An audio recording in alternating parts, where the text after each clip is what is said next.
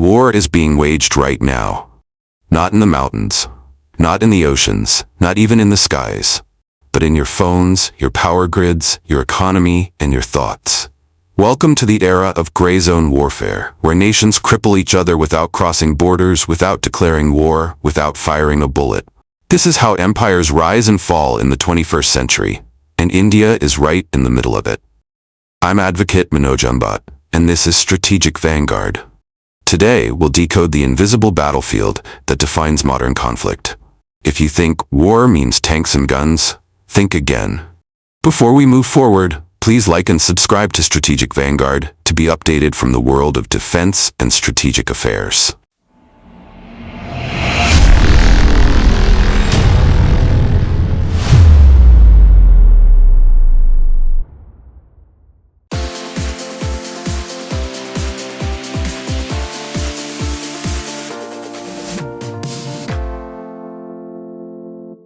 The term gray zone refers to a strategic space between peace and conventional war.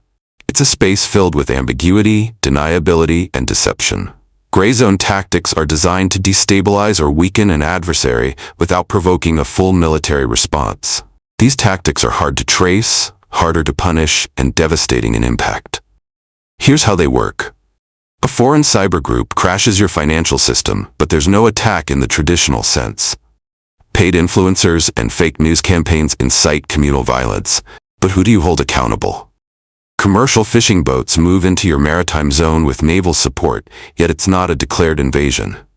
In this realm, attribution is blurred, laws are gray, and escalation is risky. Gray zone warfare thrives in this fog of ambiguity, and that's exactly why it's so dangerous.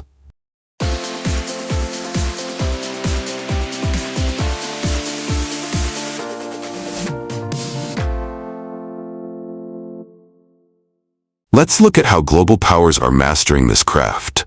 China uses what it calls the three warfares doctrine. 1. Psychological warfare to create fear and confusion. 2. Media warfare to control narratives. 3. Legal warfare, lawfare, to twist international norms to its advantage.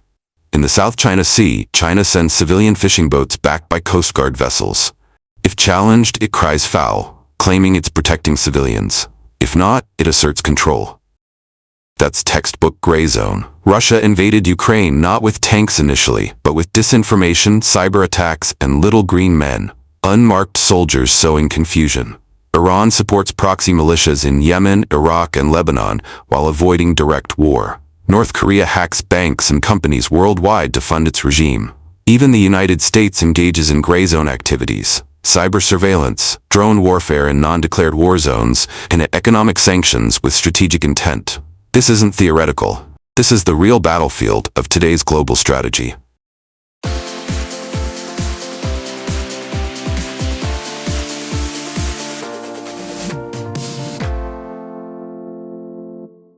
India has been under gray zone pressure from both China and Pakistan for decades, but the intensity has increased dramatically in recent years.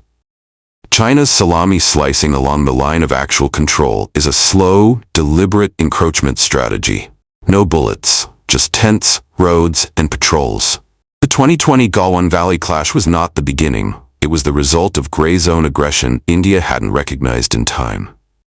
In cyberspace, groups like APT-41 and Lazarus Group, linked to China and North Korea, have targeted Indian power grids, banking infrastructure, and healthcare systems.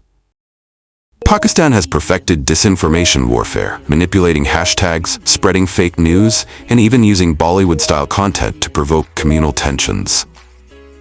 During India's elections, there is often a coordinated push to sway voters using bots, fake accounts, and polarizing memes.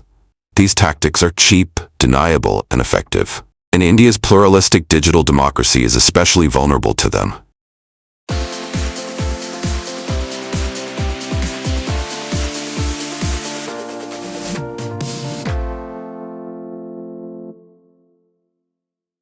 So what tools make up this invisible arsenal of modern warfare?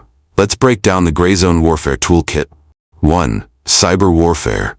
Hacking into sensitive databases, disabling critical infrastructure, or leaking confidential military plans. Example, the Chinese-linked Red Echo group targeting India's power sector in 2021. 2. Disinformation campaigns. Creating and amplifying fake narratives, often through deepfakes, fake news sites, or social media influencers. India has seen coordinated attempts to incite riots or spread panic through manipulated messages. 3.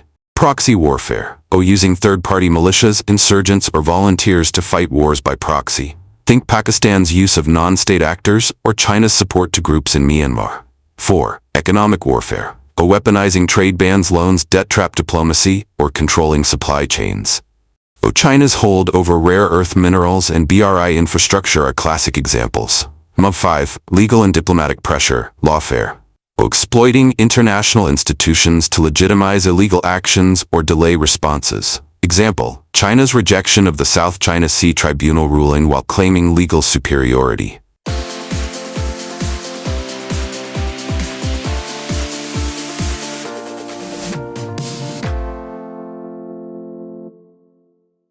India is waking up to the reality of Greyzone threats, but much more needs to be done. We've created a cyber coordination center and CERT-IN is active, but we lack unified doctrine. Strategic partnerships through Quad, I2U2 and Indo-Pacific alliances are helping counter China.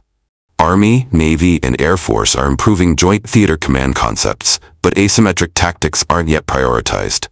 There are early-stage efforts to counter misinformation, but without public education, we remain reactive, not proactive. The harsh truth? India still lacks a national gray zone strategy that defines red lines, responsibilities, and deterrence.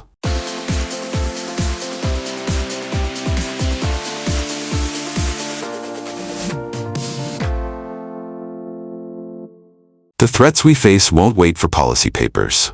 India needs an aggressive, forward-looking doctrine to deal with gray zone conflict. Here's what we must do. 1. Establish a gray zone command under the CDS to unify cyber, psychological, and information operations. 2. Develop offensive cyber capabilities. Deterrence requires credible retaliation.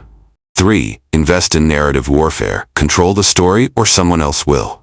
4. Legal clarity on attribution and escalation thresholds in cyber and hybrid conflict. 5. Integrate civil society, tech firms, and journalists into a strategic response network. 6. Educate the public on recognizing fake news, digital hygiene, and social media manipulation. In today's world, a strong democracy is a secure democracy.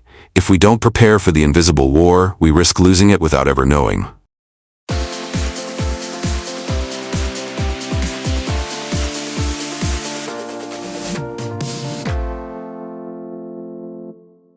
Gray zone warfare is the future, and the future is already here. India must act decisively, creatively, and immediately. Because in this war, there's no declaration, no ceasefire, and no second chances. If you found this deep dive insightful, hit like, subscribe to Strategic Vanguard, and share it with others who must know the truth. Drop your thoughts below. Should India go offensive in the gray zone? This is Manoj Ambat. See you in the next battle of ideas.